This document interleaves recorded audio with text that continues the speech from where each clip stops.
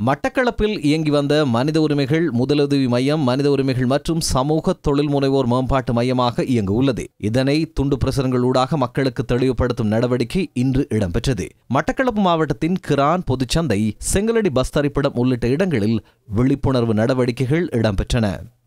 மட்டக்களப்பு பெரிய கல்லாறு புனித அருளானந்த வித்தியாலயத்தின் 75வது ஆண்டு பூர்த்தி பவள விழா நடைபவனி நேற்று இடம்பெற்றது. பாடசாலை முன்றலிலிருந்து ஆரம்பமான குறித்த நடைபவனியில் பாடசாலையின் மாணவர்கள், பழைய மாணவர்கள் உள்ளிட்ட பலர் கலந்து கொண்டனர். 1500வது மீளாதுன் நபி கொண்டாட்டத்துக்கான ஏற்பாடுகளை அக்கரைப்பற்று மாநகர சபை மேற்கொண்டு வருகிறது. இது கலந்துரையாடல் கூட்டம் மாநகர முதல்வர் ALM அத்தாவுல்லா தலைமையில் இடம்பெற்றது. இதன்போது விழா ஏற்பாட்டுக்கான திட்டங்கள் குறித்து கலந்துரையாடப்பட்டது.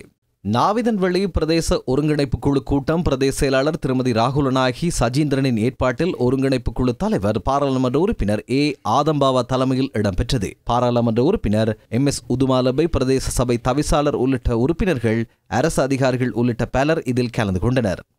மட்டக்களப்பு மாவட்டத்தில் கால்நடை உற்பத்தி மற்றும் பண்ணையாளர்களை வலுப்படுத்தும் விசேட கூட்டம் மாவட்ட கால்நடை உற்பத்தி சுகாதார திணைக்கள மாவட்ட அலுவலகத்தில் இடம்பெற்றது.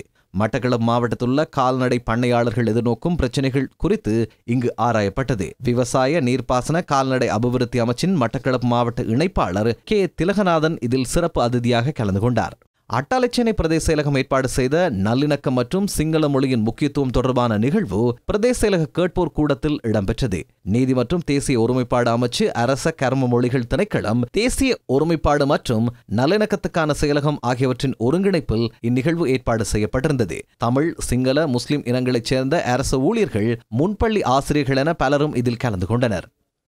இரக்காமம் கால்நடை வைத்திய அதிகாரி பிரிவுக்குட்பட்ட பாடசாலை மாணவர்களுக்கு தூய பசும்பால் வழங்குவதை ஊக்குவிக்கும் விழிப்புணர்வு நிகழ்ச்சிக்கமைய 1000 பாடசாலை மாணவர்களுக்கு தூய பசும்பால் வழங்கும் நிகழ்வு இரக்காமம் ராயல் கனிஷ்ட கல்லூரியில் இடம்பெற்றது.